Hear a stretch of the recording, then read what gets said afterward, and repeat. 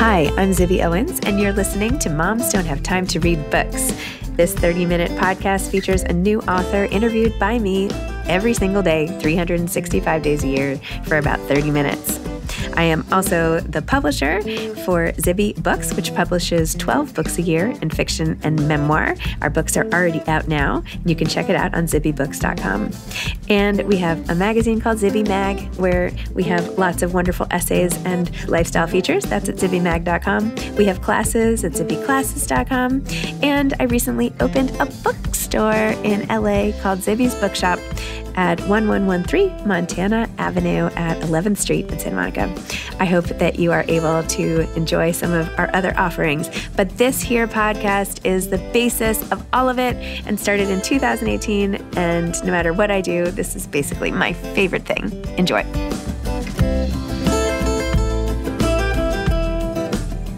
My episode with Lou Diamond Phillips is being re-released today because, La Bamba. And I loved talking to him. Actually, Chris Bajelian, the author, introduced us, and it was such a thrill to learn all about his life and his background and all these things I didn't know. So I really hope you enjoy it. The second episode in my weekly children's book blast is with the actor, director, author, Lou Diamond Phillips, who I knew from La Bamba, but of course has been in a zillion other things. I interviewed both Lou and his wife, Yvonne. I didn't know she was coming on, but it was a pleasure to have her. And the two of them are close collaborators, so it was fitting that she joined him. Here's a little more about Lou Diamond Phillips, and we're going to be discussing his new novel called The Tinderbox. Lou Diamond Phillips is currently starring in the Fox series Prodigal Son, having recently starred in the acclaimed Netflix series Longmire, based on the Walt Longmire mystery novels by Craig Johnson. Other recent credits include Amazon's Goliath, Sci-Fi's Stargate Universe, CBS's Blue Bloods, and recurring roles on Fox's Brooklyn Nine-Nine and Netflix's The Ranch. He received an Emmy nomination for Outstanding Actor in a Short-Form Drama or Comedy for his roles in both Amazon's Conversations in LA and History Channel's Crossroads of History. Recent film credits include Warner Brothers' The 33, Created Equal, directed by Bill Duke, and Sundance Festival favorite Philly Brown, for which he was named Best Actor at the Imagine Awards. As a director, he has recently helmed episodes of AMC's hit series Fear the Walking Dead, Longmire, and ABC's Marvel's Agents of S.H.I.E.L.D. As a writer, Phillips has co-written the screenplays for Trespasses and HBO's Dangerous Touch. He wrote the Miramax feature Ambition. He recently produced his play Burning Desire, a romantic comedy in 2 acts, which received its world premiere at the Seven Angels Theater in Waterbury, Connecticut. Phillips was also asked by his good friend, novelist Craig Johnson, to write the foreword to his collection of short stories called Wait for Signs. Originally born in the Philippines, Phillips was raised in Texas and is a graduate of University of Texas at Arlington with a BFA in drama. Drawing from a lifetime of work in the film industry, Lou used his screenwriting experience in order to write an original science fiction novel called The Tinderbox, Soldier of Indira. It is his first novel, inspired by a reading of the famed fable of the same title by Hans Christian Andersen. And now we will hear all about it. Well, welcome to Moms Don't Have Time to Read Books. I'm delighted to have you here. Thanks for coming. Yay, thrilled to be here. Thank you. So your latest book is called The Tinderbox, Soldier of Indira. Indira, correct? Indira. Yes. Indira. Like Gandhi, actually, like Indira Gandhi. Yes. Okay, perfect. That I know. So can you please tell listeners what this book is about and the amazing story of how the whole thing transpired, which you wrote in the author's note? Okay. Well, the original inspiration, my inspiration, so I'm going to start there and we'll back up to hers. Okay. My original inspiration were her drawings. When Yvonne and I first started dating and getting to know each other, you know how it goes. She started reading a lot of my work and she started sharing with me a lot of her art, which is amazing. And in that batch of original art was a series of drawings in manga style that was inspired by Hans Christian Andersen's The Tinderbox. So, looking at the drawings, I go back, I read The Tinderbox, which is like a 3-page, 5-page, fable, fairy tale. Yeah, it's very short. Yeah. Not one of his more famous ones. And it just sparked, this whole idea in my head. And her drawings to me were very evocative of kind of a post-apocalyptic, Mad Max kind of wasteland, feeling. And it went from there. And I told her it was, a great idea for a movie. And she said, run with it. And I did, I basically ambushed, and hijacked her idea. Perfect. Yeah, and kept going back to the source material because, as I've said in other interviews, I mean, I've always been a fan of art that begets art. West Side Story from Romeo and Juliet, a book called Grendel by John Gardner that was, the bad guy's point of view of Beowulf, which is really hard to understand. I understood Beowulf a lot more after I read Grendel. And just thought, let's create this fantasy, sci-fi world. And it's not that sci-fi jumped out at me. It's that originally we thought it would be a good movie. And Game of Thrones hadn't happened yet, when we first started this process. And so said, well, if we're going to make a movie, and we're going to set it, in this sort of otherworldly fantasy, thing, let's kind of take a nod from Star Wars and do it in a galaxy. Was out at the time. Exactly. In a galaxy far, far away that, where we could create our own rules and have kings and queens and princesses and soldiers and whatnot. So that was where it all started. And the story is very simple. It's a soldier on a foreign planet who falls in love with a princess. It's very Romeo and Juliet in that respect. Amazing. And Yvonne, how did you feel about what happened to the drawings after the beginning? Well, my original concept was not sci-fi or whatever the world this is. I basically started drawing it back in the 90s because I was really into the manga comic book style. And this is before the internet was available. So you couldn't Google images or just go to the store. It wasn't readily available. I remember that time of life. I understand. Yeah. So you go to the comics shop and you order something from a catalog and wait 6 to 8 weeks for them to order it. And so I decided I was going to create my own content. And I'm not a writer, and I'm very familiar with fairy tales. I'm from Germany. I grew up there, and a lot of Grimm's and Hans Christian Andersen and all those stories that I grew up with, that I took one of the lesser knowns because, we know The Little Mermaid and we know all so I went, okay, I'm going to go a little bit lesser known. And I started animating a story that was already out there and in the manga style. And he says it's kind of post-apocalyptic, and it was, but it was definitely not outer space. It was earthbound. It was, still witches and princesses and, maybe more Game of Thrones fantasy, earthbound, not outer space. I'm sensing a little discord here.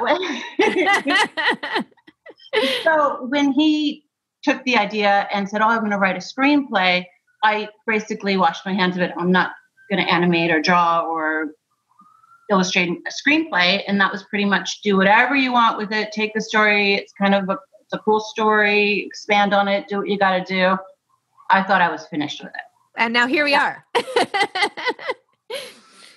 Yeah, I mean, that's just it. I mean, it took on a life of its own. I mean, it really evolved. It kind of took over. Now, and I think people have to understand that this has been a 10-year process. Mm-hmm. The father of the hero is King Raza the 47th. And the reason he's King Raza the 47th is because I was 47 when I wrote the screenplay, And so we write the screenplay and it's fantastic. And I'm very happy with it. She's very happy with it. Yeah. And then we realized this is going to be really, really expensive.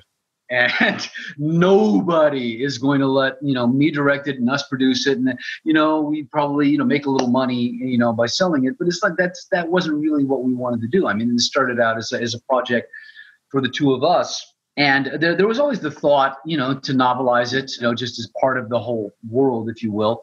And then Game of Thrones happens. And my manager, J.B. Roberts, says, well, write the novel. I mean, at the very least, you've got that. And then, if you sell the rights or whatever, you've created the world. And so now, and I kept bouncing ideas off of, Yvonne and checking in with her on plot and just an overall feel for it.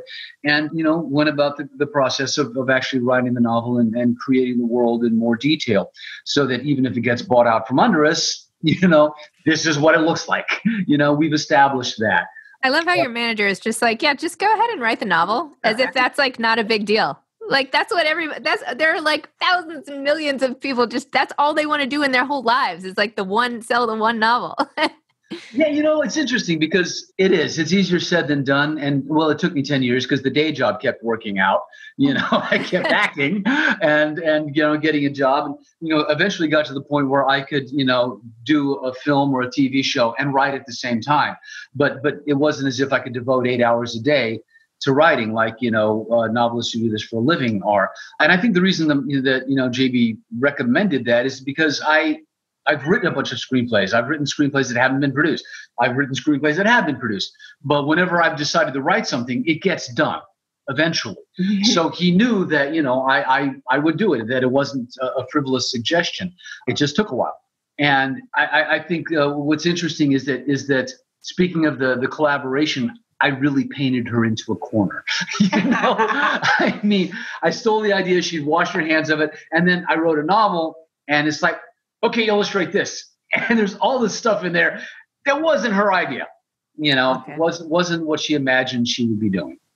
This is like how we learn the meaning of compromise in a marriage, right? And communication.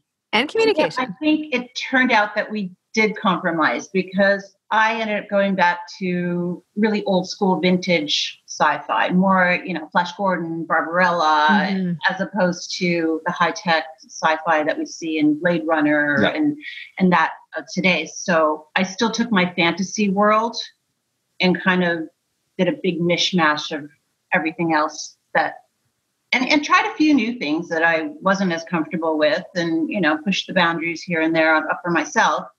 And I think we got a good mix. So it's not necessarily sci-fi what is expected, but it's not exactly earthbound like it is today either. Well, I mean, that's something that I don't know. People always tell you after the fact, right?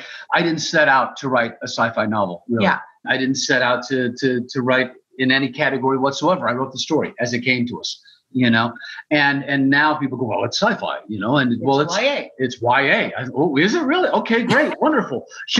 My heroes, are teenagers. They're 19 and 17, I think, or 19 and 18. And so, yeah, I guess that makes it YA, because it is very much a Romeo and Juliet story. But that wasn't the point. I didn't set out to fit into any particular genre. And I think ultimately what happened with Yvonne's artwork is also a hybrid, which I think is wonderful, because it certainly has that feel, like the original Hans Christian Andersen drawings, but also, a bit of Charles Vess and a bit of the Tennille drawings from Lewis Carroll and, and Alice in Wonderland. Yeah. But there are those touches of not only that really cool retro steampunky kind of sci-fi, but a graphic novel sensibility as well. So I think people will really, and she had to draw creatures that I made up. I don't draw creatures. I don't draw spaceships. I'm reading the original Lewis Carroll, Alice in Wonderland, to my daughter, who's 7.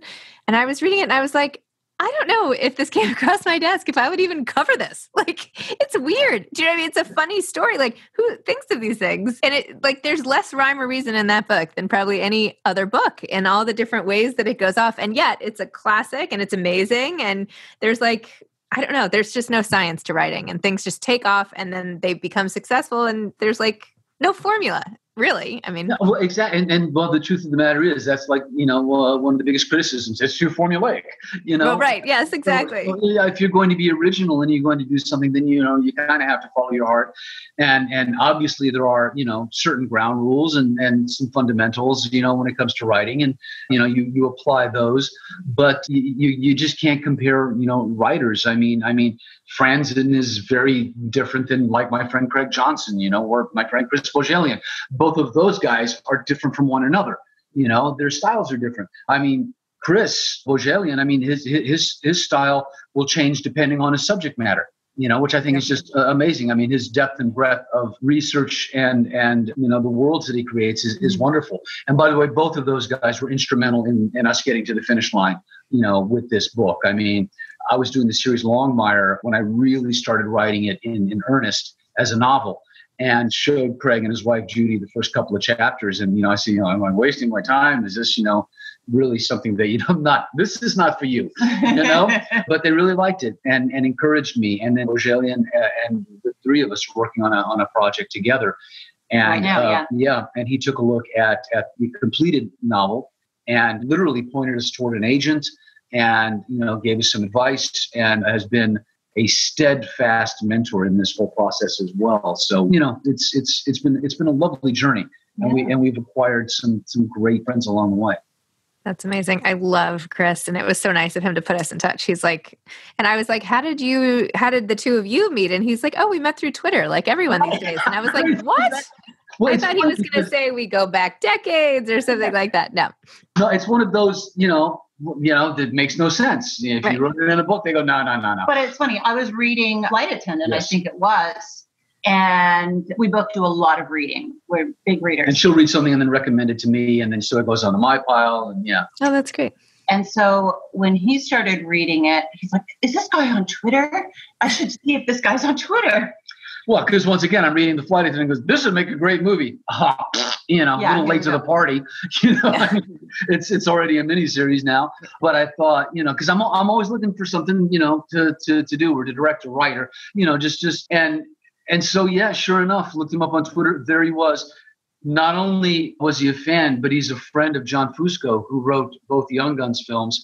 And John and I have stayed in touch over the years. And so it was one of those 2 degrees of separation. And we just happened to be going to New York within a couple of weeks of contacting him. Yeah, he was here. And so we had lunch. Yeah. And one thing led to another. And, that's how we're working on a project. We're actually in the process of adapting one of his novels, once again, for a miniseries. And he wanted to take a look at some of my writing because it was like, here, can we do this together? That's so great. Wonderful. Having a mentor is so important. And it's so funny because you wouldn't think, look how accomplished you are in your professional life. And yet you need a person or two just to be like, yeah, you're doing okay. It's so fun.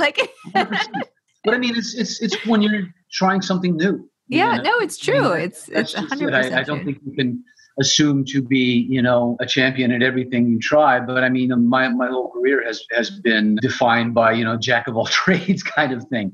I write, I direct, I do theater, film, TV. And so I've said it many times, it's all different branches of the same artistic tree. I'm a storyteller and I'm a communicator, and whatever platform or format that takes, it's just getting down the technicalities of it. Well, yeah, which medium to choose? It's like you have all these cards in your pocket; you can just deal them out wherever you want to spread your. We'll see how successful this is, but the reception has been incredible so far. Just not only the some of the early reviews, which have been lovely. No, you're a beautiful writer. You're really good. You really are, and you never know when you open a book what you're going to get, and you're a good writer, so that's great, as you well know. I'm not. A lot of people automatically saw that. First of all, they thought it was a memoir, which ain't going to happen until I'm 90. I promise you that. But it's unexpected. I don't think people thought that, I was going to write, something not only fictional, but that was in this world. And I always liken it to when I did The King and I on Broadway.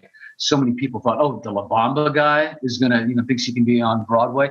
Well, I have a degree in theater. It's my background, and even though I'm not known as a writer, I've always written. I actually set out to be a narrative writer, a prose writer in high school. And then, the acting bug bit. This whole acting career has really just derailed what your main goals are. Can't believe how much it's gotten in the way.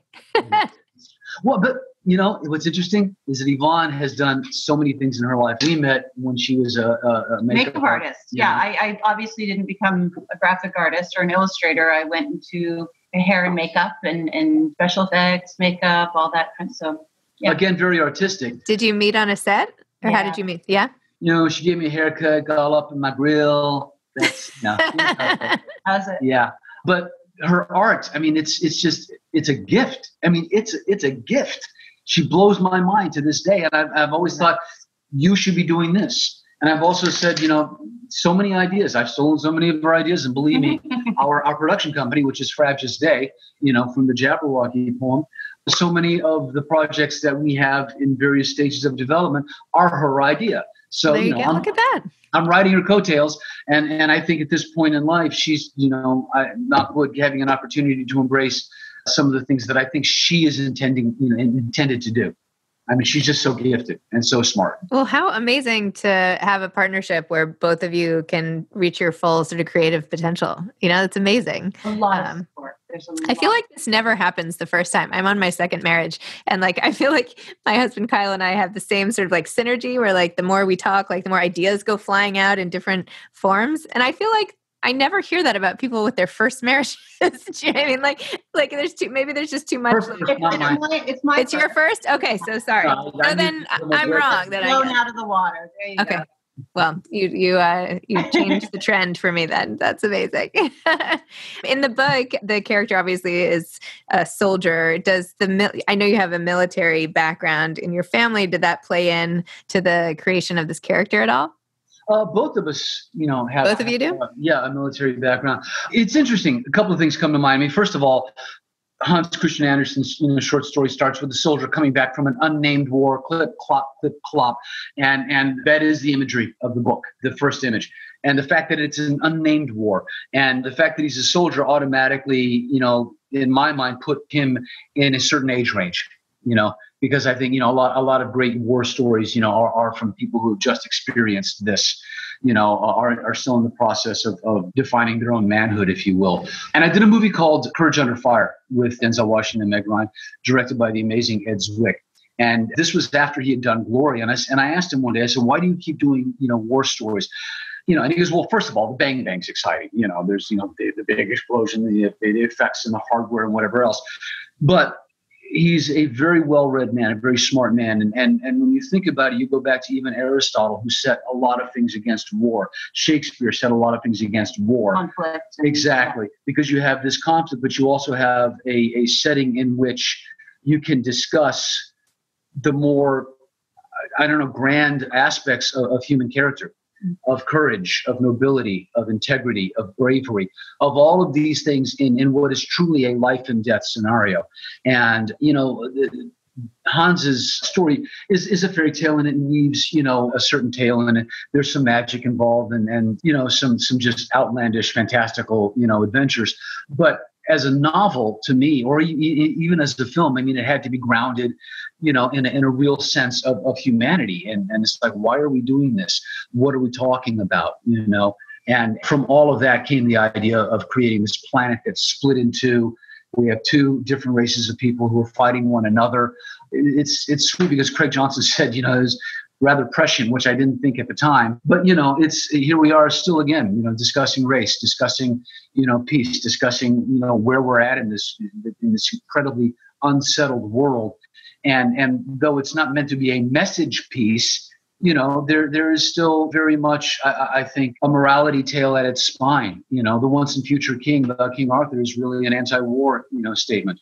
So having read, my entire life, I thought, I can't set off on this journey and just do a frivolous story. There's got to be something a little bit more to it. So is it going to be a movie after all that? Now that you've backed into it, do you have any idea? Yeah. We don't know yet. It's for sale if anybody's got, $100 million laying around.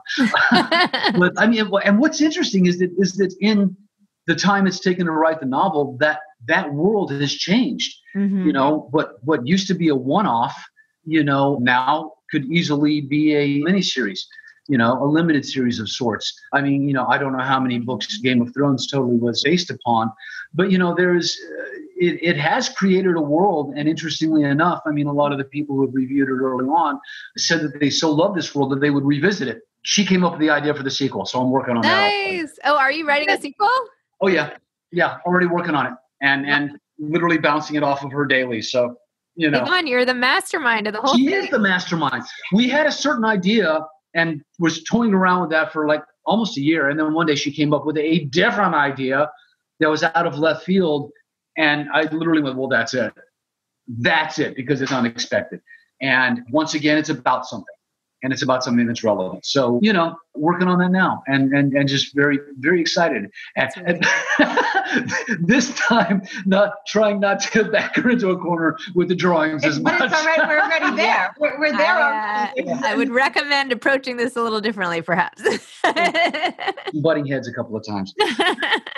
Last question. Do you have any advice? I was going to say to aspiring authors, but really anyone trying to achieve things in this creative way and to be storytellers.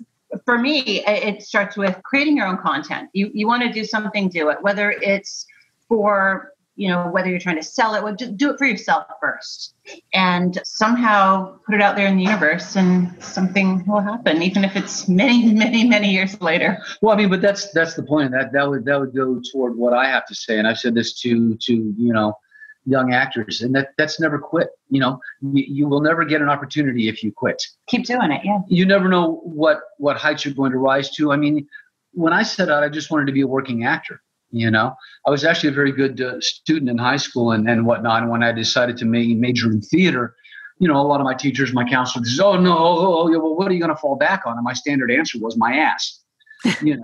And so it's first of all, you have to love it. You have to have a dream. But then the thing that so many people, and I hate to say it, so many people who have this sort of overnight success, American Idol mentality, it takes work. Writing especially. I mean, you got to do it. You cannot say, well, I want to be our 12-year-old right now wants to be an author, and we love that. It's like, well, are you writing? Are you doing it? And so some of it is just brass tacks. I mean, it literally is, elbow grease, and you have to put in the work. And even if you have a dream as an actor or an artist, or a dancer, you have to put in the work. It's a craft. It's an art. You may be talented. God bless you if you are, but if you don't have discipline and you don't have commitment, then nothing's ever going to come from it. There are certain people who get a break because they are talented or they're beautiful or they're whatever. But if they have no staying power, if they have no commitment to the art, they tend to go away because, especially in today's world, the cycle is so fast that you're only flavor of the month for a month. That's how it works. A month is a long time these days. A month is a long time these days in a 24-hour news cycle. Just like we have in this last week. But the thing about it is that I've done this for so long as an actor, and I've never given up the writing. It's because I love them both. And so it literally is. It literally is just physically, actively going after your dream. I love it. Well, thank you both for coming on Moms Don't Have Time to Read Books and chatting. And tell me again, if you want me to FedEx it, I'll run down to the store. No, you read it, you hold on to it, and when we get to meet in person, we have a few phone calls to make. Okay. All right, Phew. Okay, good. All right. Have a great day. You too. Thank you. Okay. Bye-bye. Bye. Thanks for listening to this episode of Moms Don't Have Time to Read Books. Don't forget to follow me on Instagram at Zibby Owens and at Moms Don't Have Time to Read Books.